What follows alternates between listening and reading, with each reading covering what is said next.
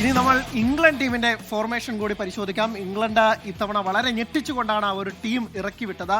എന്തായിരിക്കും ഇംഗ്ലണ്ടിന്റെ ഫോർമേഷൻ എന്നതറിയാനൊക്കെ തന്നെ വലിയ ആകാംക്ഷയുണ്ട്. ഇംഗ്ലണ്ട് 4-2-3-1 എന്ന ശൈലിയിലാണ് ഇംഗ്ലണ്ട് ഇത്തവണ കളിക്കാൻ ഇറങ്ങിയിട്ടുള്ളത്.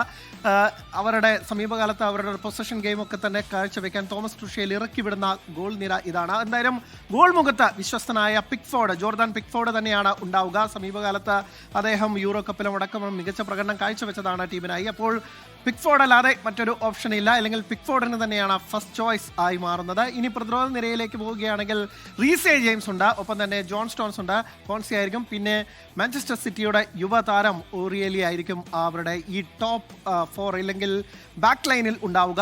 അത് യുവതാരങ്ങളുണ്ട്, ഒപ്പം തന്നെ പരിചയസമ്പന്നനായ ജോൺ സ്റ്റോൺസ് അടക്കമുള്ളതും ഇംഗ്ലണ്ട് എന്തായാലും ഇത്തവണ ഗോൾ വഴങ്ങില്ല, അല്ലെങ്കിൽ ക്രൊയേഷ്യയുടെ കൗണ്ടർ അറ്റാക്കുകളെ പ്രതിരോധിക്കും എന്ന് തന്നെ നമുക്ക് കരുതാം. മധ്യനിരയിലേക്ക് വരികയാണെങ്കിൽ അവിടെ ആൻഡേഴ്സണും ഡെക്ലാൻ റൈസും മഡുവക്കയും ബെല്ലിംഗ്ഹാമുമാണ് ഉണ്ടാവുക. എന്തായാലും ആദ്യം ഡെക്ലാൻ റൈസിനെയും എഡേഴ്സണുമായിരിക്കും ഒരു ഡിഫൻസീവ് റോളിൽ എന്ന് തന്നെയാണ്. എതിരാളികളുടെ കയ്യിൽ നിന്ന് പന്തൊക്കെ തട്ടിയെടുക്കാൻ വളരെ മിടുക്കനാണ് ഡെക്ലാൻ റൈസ്. അവരുടെ തൊട്ടു മുന്നിലാണ് ജോർഡനും ഒപ്പം തന്നെ മഡൂക്കയും ബെല്ലിംഗ്ഹാമും ഉണ്ടാവുക. ഈ ടീമിന്റെ ഒരു എഞ്ചിൻ എന്നൊക്കെ പറയുന്നത് റയൽ മാഡ്രിഡ് താരമായ ഈ ജൂഡ് ബെല്ലിംഗ്ഹാമാണ്.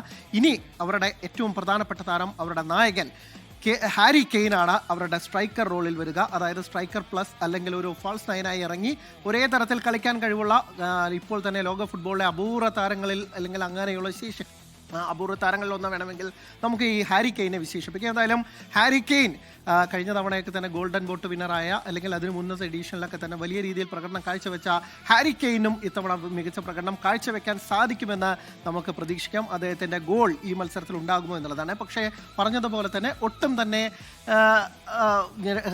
കരുതി വെക്കേണ്ട ഒരു ടീമാണ് ക്രൊയേഷ്യ. അപ്പോൾ അവർക്ക് എന്ത് പ്രകടനം കാഴ്ചവെക്കാൻ സാധിക്കും എന്നതും നമുക്ക് അറിയേണ്ടതുണ്ട്. കഴിഞ്ഞ ലോകകപ്പുകളിലൊക്കെ തന്നെ മികച്ച പ്രകടനം കാഴ്ചവെച്ച ടീമാണ് അവർ എന്നുള്ളത് തന്നെയാണ്.